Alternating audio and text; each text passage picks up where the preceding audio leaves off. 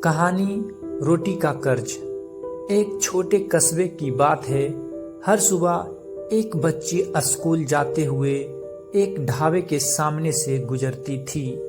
उसके कपड़े पुराने थे और हाथ में किताबें थी, लेकिन चेहरे पर मासूमियत और भूख साफ झलकती थी।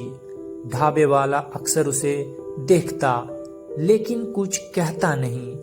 एक दिन बच्ची धीरे धीरे ढाबे के पास आई और कांपती आवाज में बोली, चाचा, भूख लगी है पर मेरे पास पैसे नहीं है, क्या मुझे एक रोटी मिल सकती है?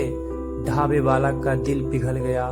उसने कहा, बेटी, पैसे की चिंता मत कर, रोज आते वक्त यहाँ से रोटी और सब्जी खा कर जाया कर, तेरा पेट भरना ही मेरे लिए सबसे बड़ा धन है।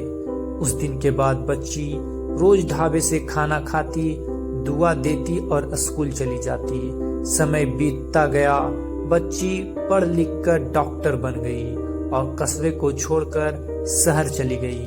कई साल बाद ढाबे वाला बूढ़ा हो गया। अचानक एक दिन उसकी तबीयत बिगड़ गई और उसे अस्पताल में भर्ती करवाया गया। हालत गंभीर थी और इलाज महंगा। बिल उसके हाथ में आया तो उसके चेहरे पर चिंता की लकीरें थी।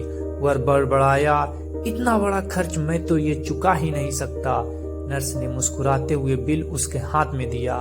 जब उसने पढ़ा तो आंखें भर आई।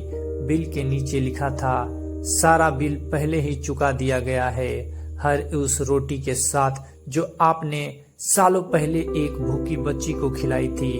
ढाबे वाला ने आंसू पोंछे। सामने वही बच्ची खड़ी थी, अब सफेद कोट में डॉक्टर बन चुकी थी। उसने कहा, चाचा, आपने मुझे सिर्फ खाना नहीं दिया था, आपने मुझे जीने की उम्मीद दी थी। आज ये मेरी बारी है। कहानी की सीख, जो भी भलाई आप करते हैं उसका फल देर से ही सही लेकिन जरूर लौट कर आता है। इंसानियत का कर्ज कभी व्यर्थ नहीं जाता। अगर आपको यह कहानी पसंद आई हो, please like, share and subscribe. धन्यवाद।